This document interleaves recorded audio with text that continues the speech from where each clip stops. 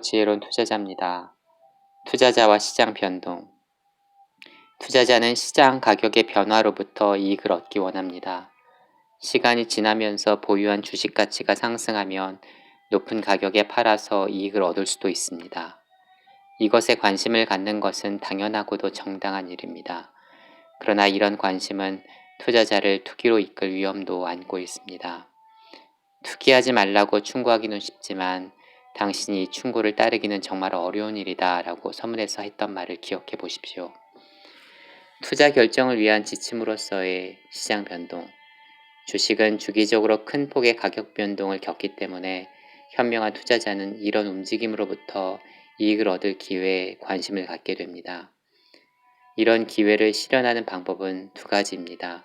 바로 타이밍과 가치평가이죠. 타이밍이란 주식시장의 움직임을 예측하려는 노력입니다. 장래에 주가가 오를 것 같으면 매수하고 하락할 것 같으면 매도하는 것입니다. 가치평가는 주가가 적절한 가치 이하로 떨어지면 사고 가치 이상으로 상승하면 파는 것이죠.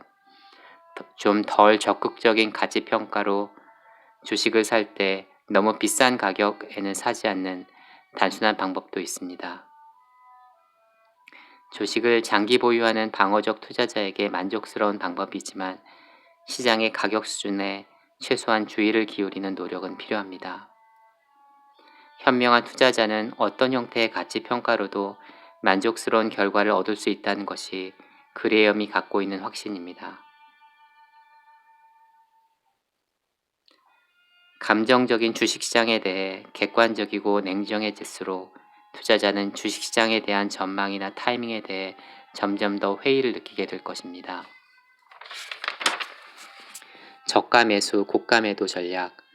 일반 투자자들이 아무리 시장 예측에 노력한다고 해도 주가 변동을 이용해 성공적 투자를 할 수 없다고 그레이엄은 확신했습니다. 예를 들어 시장이 폭락한 뒤 주식을 사고 크게 상승할 때 파는 식으로 이익을 얻을 수 있을까요? 주식시장의 역사를 공부하다 보면 반복되는 약세장과 강세장을 구별해서 약세장에서 매수하고 강세장에서 매도할 수 있다고 생각할 수 있습니다. 그래서 매수와 매도를 결정할 수 있는 다양한 방식이 개발되었습니다.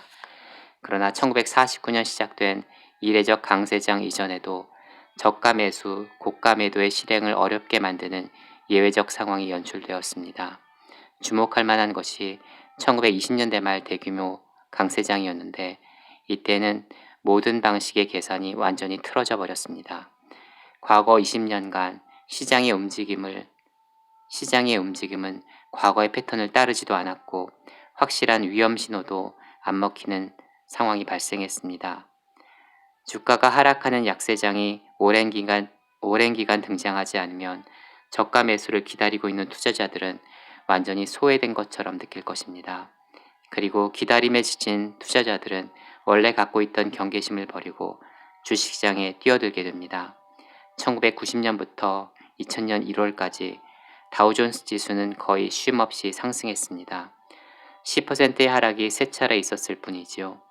이는 100년간 두 번째로 긴 강세장이었던 것입니다. 강세장이 5년 이상 계속되자 약세장을 기다리던 사람들은 하나둘씩 약세장의 가능성을 믿지 않게 되었습니다. 그리고는 상승장의 마지막 국면에 합류하게 되었습니다. 그래서 주가 수준이 가치에 비해 얼마나 매력적인가에 따라 포트폴리오 내에서 주식과 채권 비율을 조정하는 기준을 만드는 것이 필요한 것입니다. 투자자 포트폴리오의 가격 변동. 주식을 소유한 투자자는 주식의 가격이 변동하기를 원합니다. 하지만 진지한 투자자는 매일매일 변하는 주가의 변화 때문에 부자가 되었다거나 가난해졌다고 믿지는 않을 것입니다. 그러면 장기적인 변동에 대해서는 어떨까요? 이 시점에서 복잡한 심리적 문제가 발생합니다. 상당한 수준의 주가 상승은 즉각적 만족감을 가져다 주지만 걱정도 안겨줍니다. 주가가 다시 떨어질 수도 있다는 불안감이 찾아오기 때문이지요. 그리고 경솔하게 그 주식을 팔아버리고 싶은 유혹과 마주하게 됩니다. 여러분이 매수한 주식이 올랐다면 좋은 일입니다. 그래서 전보다 더 부자가 되었다면 멋진 일입니다. 그러니 이제는 팔아야겠다고 생각합니까? 아니면 더 많이 사두지 않은 것을 후회합니까? 이에 대한 대답은 당연히 아니요입니다. 현명한 투자자는 대중을 따라가지 않으려는 의지력을 포기하지 말아야 합니다. 그것이 아무리 힘겹다고 해도 옳은 일이기 때문입니다. 그레이엄이 주식과 채권의 비율을 조정하는데 50대 50이라는 기계적 방법을 제시한 것은 인간의 심리적 약점 때문입니다. 시장이 상승하면 주식의 일부를 채권으로 전환하고 하락하면 다시 채권의 일부를 팔아 주식을 삽니다. 이런 과정을 통해 우리는 무언가 해야 한다는 압박감이나 욕구를 일부 해소할 수 있습니다. 궁극적으로 현명한 투자자는 자신이 대중과 정반대로 움직인다는 사실 앞에서 스스로를 대견하게 여길 수 있을 것입니다. 오늘은 여기까지 할게요. 감사합니다.